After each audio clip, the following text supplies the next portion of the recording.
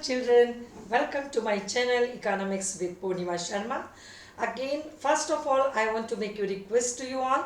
If you are understanding the concept well here, then please subscribe, like, comment so that I can be motivated and I can do my best efforts for you, right? Before starting the video, before starting the concept teaching here, again one motivational thought, क्योंकि मेरा विश्वास है कि अगर मेरा एक thought किसी एक बच्चे में भी कुछ 1% भी डिफरेंस लाता है तो this I consider my achievement, right. मेहनत इतनी खामोशी से करो कि आपकी सफलता शोर मचा दे।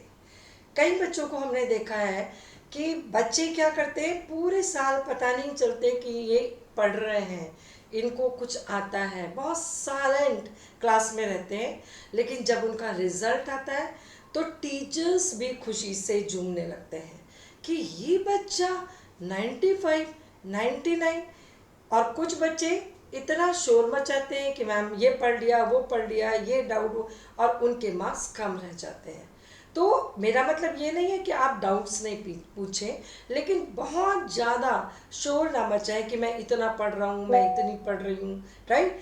और चुपचाप पढ़ते रहें, टीचर से डाउट पूछें, टीचर्स के पास जाएं, लेकिन आप इतना साइलेंटली पढ़ें, मेहनत इतनी खामोशी से करो कि आपका जो रिजल्ट है वो आपके टीचर्स, आपके पेरेंट्स को झूमने के लिए मजबूर कर दे, राइट। वो झूमने लगे कि ये मेरे बच्चे का रिजल्ट है। तो start your efforts and doing your effort, start doing your efforts silently, right. Let's start the concept which today I decided to teach you. This is measures to correct excess demand and deficient demand. Already I taught you these are two are the economic problems need to be corrected. So here we have two doctors to correct these problems. One is government by using its fiscal policy. बच्चे बहुत mistake करते हैं physical policy और monetary policy में। Physical policy किसकी है? Government की, related to its expenditure and revenue, right. उसके एक्सपेंडिचर और रिलेटेड से रिलेटेड जो भी वो पॉलिसीज बनाता है गवर्नमेंट, वो क्या, उसको क्या बोलते हैं? Physical policy, right. और मॉनेटरी पॉलिसी कौन बनाता है बच्चों? RBI, governor of RBI. और monetary policy also is the measure to correct excess demand, and the government which make the fiscal policy, that is also your measure to correct these two economic problems. First of all, I am going to start with fiscal policy by the government, right? How it is to be used to correct these two excess and deficit demand problems in the from the economy. अगर मान लो, अब पहले इस diagram पे focus करो बच्चों, जो मैंने आपको समझाने के लिए बनाया है। ये बीच वाला जो 3 सर्कल देख रहे हो आप, इसमें ये जो बीच वाला सर्कल है ये किसका? रिक्वायर्ड मनी सप्लाई का, जितनी मनी सप्लाई होनी चाहिए। और जो आउटर सर्कल है वो किसका है? एक्सेस मनी सप्लाई का, क्योंकि वो रिक्वायर्ड के बाहर है, बड़ा है, तो ये क्या हो गई? एक्सेस मनी सप्लाई होगी। और अंदर छोटा वाला सर्कल क्या है? ये आपका है डेफिशिएंट मनी सप्लाई का। ये किसका है? डेफिशिएंट मनी सप्लाई का। अंदर वाला ये वाला है डेफिशिएंट मनी सप्लाई, ठीक है। अब अगर एक्सेस डिमांड है वो किससे होगी? एक्सेस मनी सप्लाई से, क्योंकि मनी सप्लाई एक्सेस हो गई, लोगों की परचेसिंग पावर बढ़ गई और एक्सेस डिमांड हुई, इन्फ्लेशन हुआ, राइट। तो ये बाहर अगर ज़्यादा है रिक्वायर्ड से, तो उसको क्या करना है बच्चों? अंदर, ठीक है, उसको कम करना है, इसके बराबर, बीच वाले सर्कल के बराबर लाना है। अगर डेफिशिएंट मनी सप्लाई है, ठीक है, तो उसको बढ़ाना है। ये एरो देख रहे हो मैंने कैसे लगाए? बाहर की तरफ और बीच वाले सर्कल की तरफ लाना है। डेफिशिएंट मनी सप्लाई को रिक्वायर्ड में करना है by increasing the money supply, और एक्सेस मनी सप्लाई को अंदर वाले सर्कल की तरफ करना, रिक्वायर्ड की तरफ करना है by reducing the money supply, ठीक है। और ये दो पॉलिसी कैसे इस काम के लिए यूज होंगी? By government and by the here governor of RBI.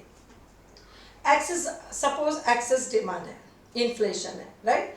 तो गवर्नमेंट को अपना एक्सपेंडिचर क्या करना चाहिए, रिड्यूस, क्योंकि अगर गवर्नमेंट अपना एक्सपेंडिचर रिड्यूस करेगी तो मनी सप्लाई कम होगी और कम होके किधर आएगी, अंदर की तरफ, यानी कि रिक्वायर्ड मनी सप्लाई की तरफ आएगी, और रिक्वायर्ड मनी सप्लाई होगी तो एक्सेस डिमांड खत्म हो गई, ठीक है।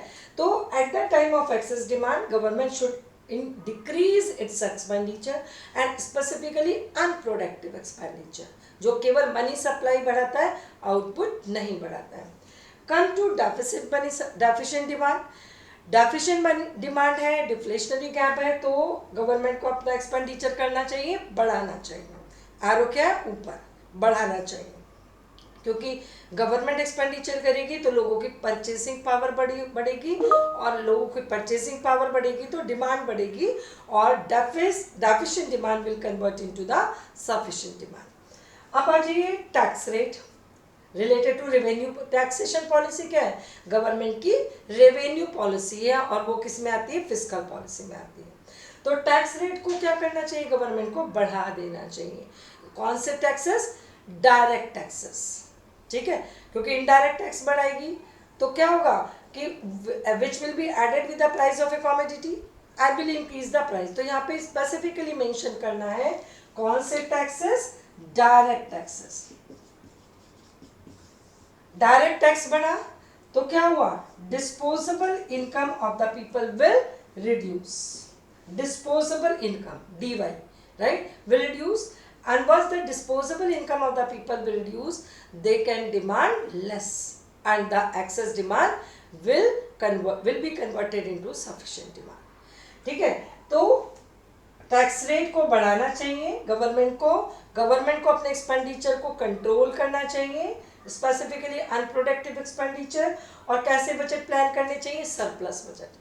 सरप्लस बजट क्या होते हैं बच्चों, जहाँ पे गवर्नमेंट का एंटिसिपेटेड एक्सपेंडिचर कम होता है as compare to its total anticipated revenue. Government ने कलेक्ट किया सपोज 500 और खर्च किया 400, ठीक है, तो मार्केट से पैसा कितना बाहर आया, 500, और कितना वापस किया गवर्नमेंट ने, 400, तो 100 तो गवर्नमेंट के पास रुक गया।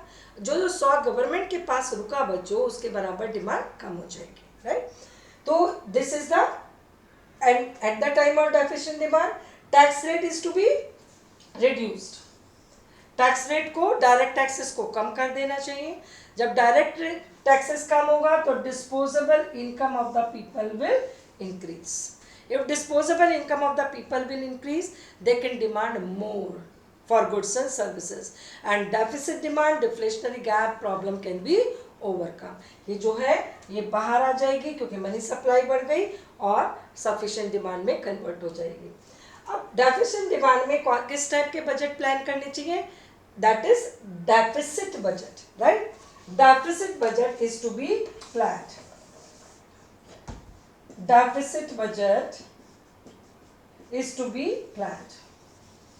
Deficit budget क्या होता है बच्चों, जहाँ पे टोटल का एंटीसिपेटेड एक्सपेंडिचर ज़्यादा होता है इट्स टोटल एंटीसिपेटेड रेवेन्यू। उसने 500 रुपये कलेक्ट किए और बदले में कितने खर्च कर दिए, 600, एज्यूम करो, तो कितनी मनी सप्लाई मार्केट में बढ़ गई, इक्वल टू 100, और मनी सप्लाई बढ़ी यानी कि deficit demand will convert into sufficient demand, लोगों की परचेसिंग पावर बढ़ी, राइट। तो ये क्या, कौन सी पॉलिसी पढ़ाई मैंने आपको, फिस्कल पॉलिसी, ठीक है। Come to the next, monetary policy, how it is to be used. Monetary policy,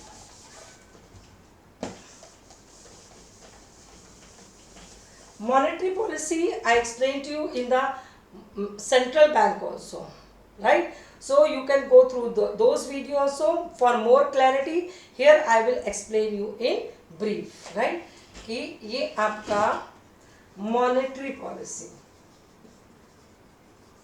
monetary policy, you know, quantitative measure and qualitative measure. Quantitative measure, they either increase or decrease the total volume of money for in the economy as a whole, right. और qualitative क्या है, वो money supply की volume को effect नहीं करते हैं, वो उसकी डायरेक्शन को चेंज करते हैं, क्वालिटेटिव मेजर्स। तो क्वांटिटेटिव मेजर में क्वांटिटेटिव मेजर्स में हम लेते हैं bank rate, repo rate and reverse repo rate, reverse repo rate. ये तीनों किसमें आते हैं? Quantitative measure of monetary policy. अब इनको एक्सेस डिमांड और डेफिशिएंट डिमांड में कैसे यूज करेगा आरबीआई?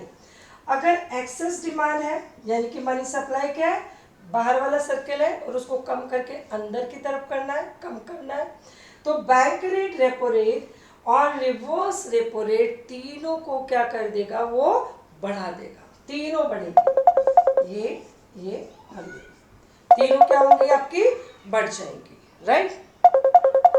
तीनों बढ़ेंगी तो क्या होगा?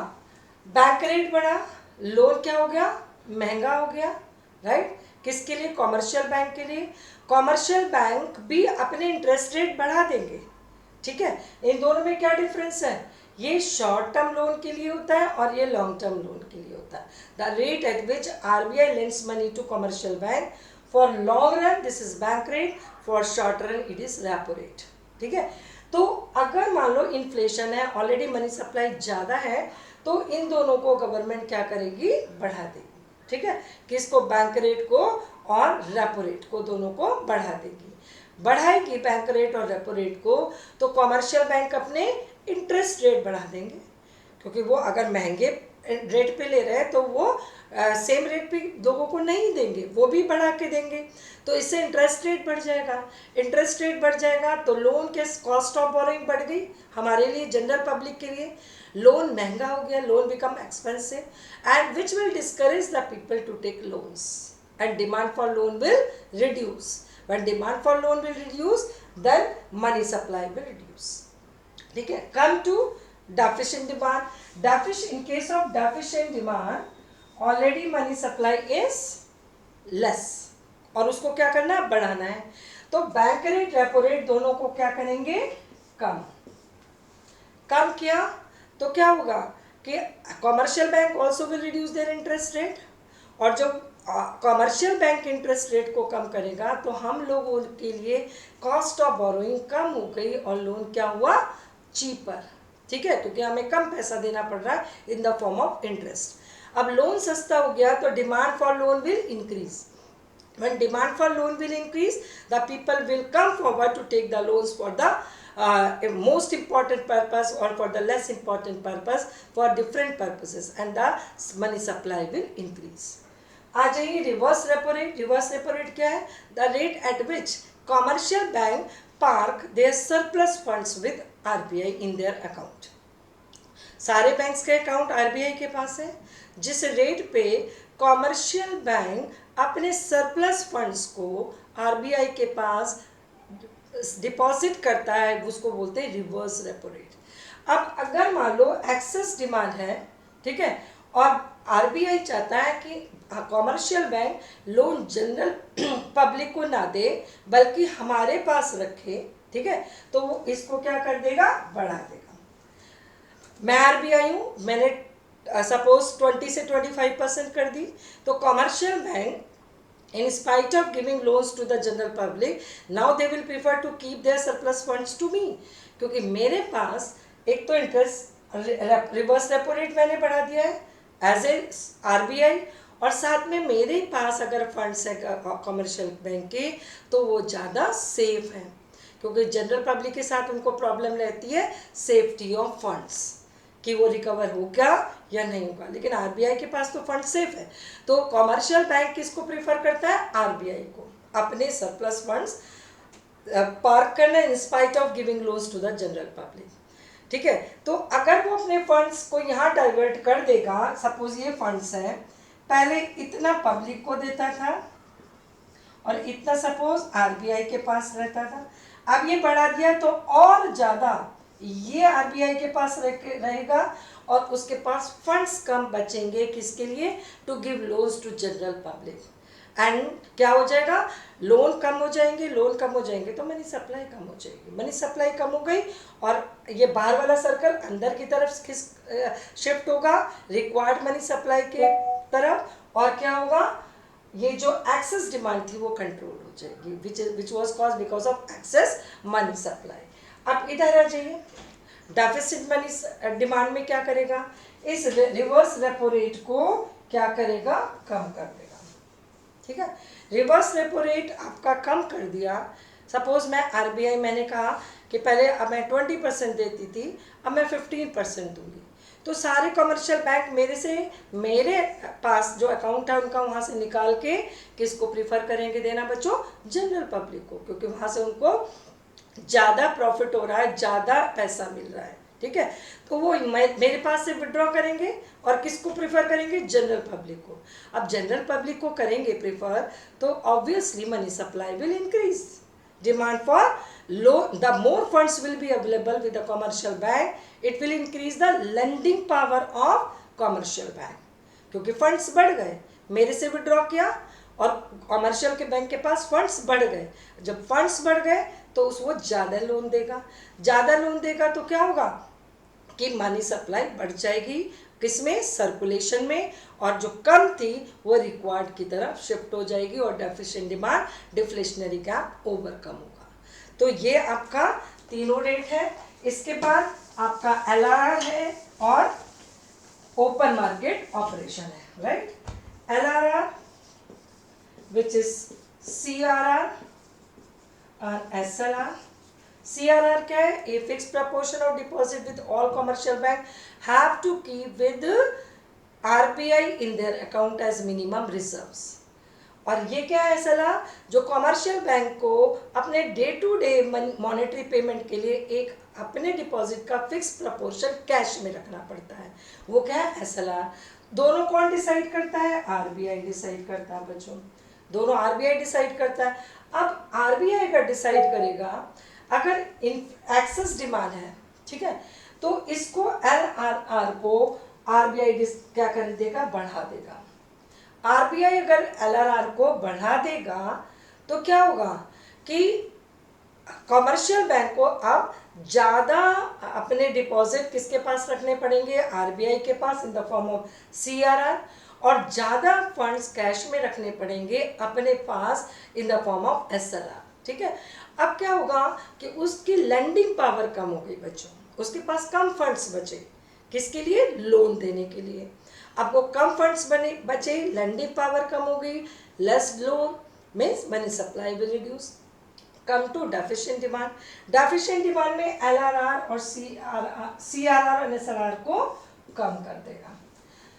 इससे क्या होगा कि अब उनको अपने डिपॉजिट के कम प्रपोर्शन सीआरआर और एसएलआर के फॉर्म में रखना है, और more funds are left with commercial bank to give loans.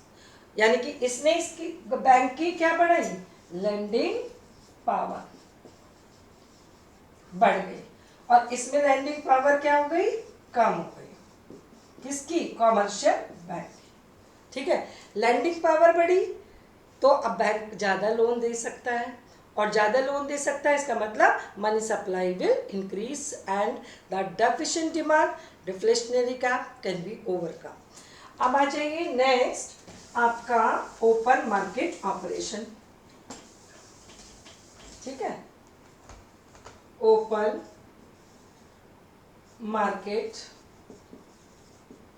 Operation ये क्या है बच्चों, पहले भी बताया, अगर again I am repeating, this is buying and selling of government securities here by RBI to commercial bank and general public. ठीक है, जो गवर्नमेंट की सिक्योरिटी है उसको बेचने और खरीदने की जो एक्टिविटी आरबीआई करता है उसको बोलते हैं ओपन मार्केट ऑपरेशन। अब इसको कैसे यूज करेगा एक्सेस डिमांड में, एक्सेस डिमांड में उसे मनी सप्लाई को कम करना है, और कम करने के लिए वो सिक्योरिटीज को सेल करेगा। क्या करेगा, सेलिंग एक्टिविटी।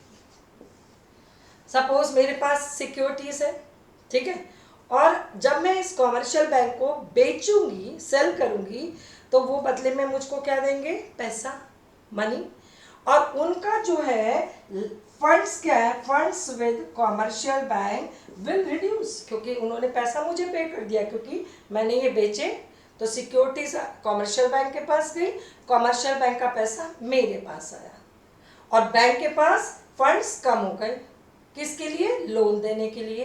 तो इसने क्या किया? Funds will reduce means the lending power, lending capacity of commercial bank will reduce. अब ये रिड्यूस हो गई तो अब वो कम लोन देगा क्योंकि उसके पास फंड्स ही नहीं बचे, उसने मेरे से सिक्योरिटीज खरीदने में खर्च कर दिया। तो मैंने क्या किया? सेलिंग एक्टिविटी की eight the time of excess demand. और यहाँ पे मैं क्या करूंगी एज आरबीआई? परचेस, परचेस, यहाँ पे मैं परचेस करूंगी क्या? Securities as RBI. RBI will start purchasing the government security from commercial bank. Once RBI will purchase the security, तो सिक्योरिटी किसके पास गई? परचेस करने में। अगर मैं RBI will purchase the security, तो सिक्योरिटी जाएगी कॉमर्शियल बैंक से RBI के पास, और RBI को उसके बदले में पेमेंट करना पड़ेगा। तो मनी कहाँ से कहाँ जाएगी? RBI से कॉमर्शियल बैंक के पास। और कॉमर्शियल बैंक की क्या बढ़ जाएंगे? फंड्स बढ़ जाएंगे, उसकी लैंडिंग पावर बढ़ जाएगी और वो ज़्यादा लोन लोगों को दे पाएंगे और मनी सप्लाई बढ़ जाएगी और deficient demand, deflationary gap overcome होगा, राइट। इसी तरह से अब आ जाइए, ये चाहिए क्वांटिटेटिव मेजर। अब है क्वालिटेटिव मेजर। क्वालिटेटिव मेजर को कैसे यूज करेंगे?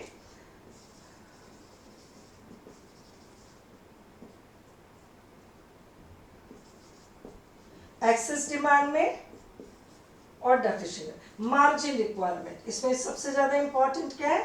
Margin requirement. मार्जिन रिक्वायरमेंट क्या है बच्चों?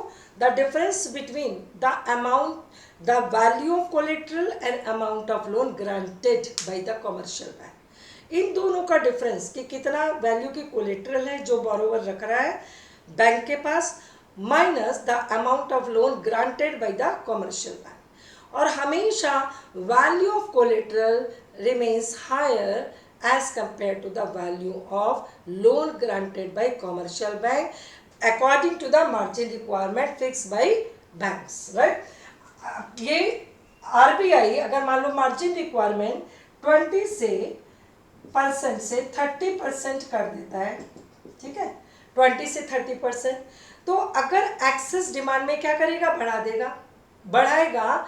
तो 1 लाख का लोन लेने के लिए बच्चों हमें 1,30,000 की सिक्योरिटीज रखनी होगी, और पहले कितने लगते थे? 1,20,000 की, जब मार्जिन रिक्वायरमेंट 20% थी।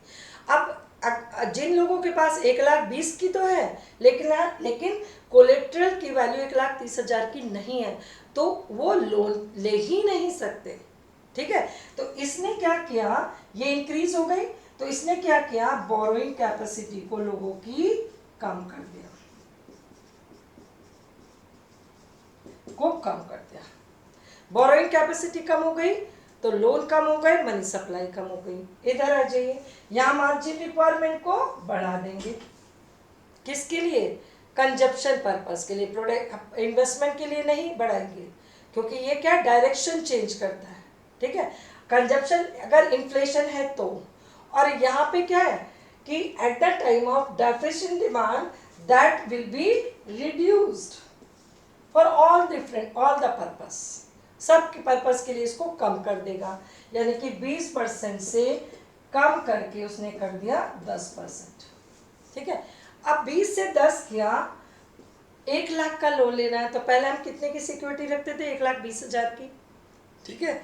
और अब 10% हो गया, तो जो लोगों के पास 1,10,000 की सिक्योरिटी है वो भी लाइन में आ गए लोन लेने के लिए, क्योंकि अब मार्जिन रिक्वायरमेंट क्या है? 10% है, तो it increases the borrowing capacity.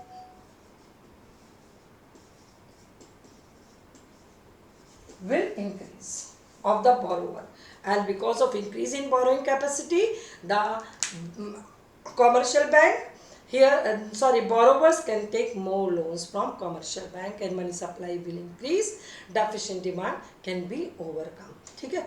तो आज के लिए इतना ही।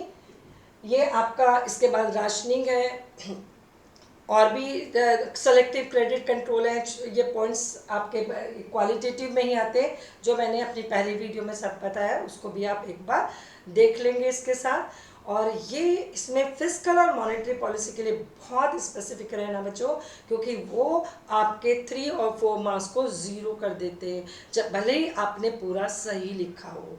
अगर मॉनेटरी पॉलिसी पूछी है तो मॉनेटरी पॉलिसी लिखनी है, क्वांटिटेटिव पूछे तो क्वांटिटेटिव लिखना है, क्वालिटेटिव पूछा है तो क्वालिटेटिव लिखना है, और फिजिकल पॉलिसी पूछी है तो government expenditure, revenue and budget, ये 3 पॉइंट ही लिखने हैं, नहीं तो नंबर हो जाएगा बच्चों 0। भले ही आपने पूरा आंसर मॉनेटरी पॉलिसी के अकॉर्डिंग सही लिखा। तो दिमाग से क्वेश्चन को पढ़ना है और जो पूछा गया है उसको अंडरलाइन कर लो, ताकि टू द पॉइंट आप आंसर लिख सको। You will not be loser in examination. So have a nice day, be good citizen, good human being, generous to the society, and lots of blessings from my side. Thank you.